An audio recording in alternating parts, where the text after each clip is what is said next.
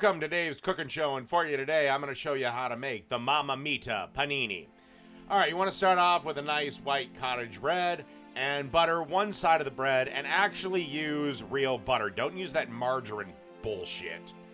Margarine is terrible for you. You should never fucking buy it. Buy fucking butter.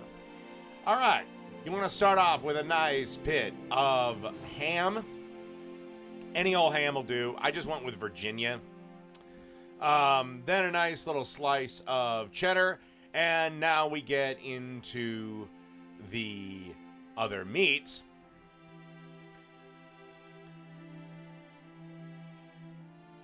And the reason this is taking so long is I'm actually struggling with a goddamn prosciutto.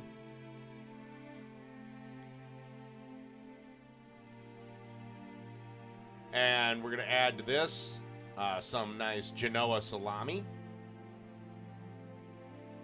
About 4 or 5 slices there. There is a recipe I forgot. The garlic parm mayo. I'll put it in the description below. Then a nice little thing of provolone cheese. And this is the garlic parm mayo I was talking about. Basically, it's about a cup of garlic and about a 1/4 cup of Parmesan cheese all mixed together, and refrigerate that for a little bit. And then this is ready for the panini press. Okay, on a scorching hot panini grill set to medium high to high, put this thing down, press the top thing down, and just kind of stay there and press the shit out of it. You will probably need something to protect your hands when you bring it down, so yeah.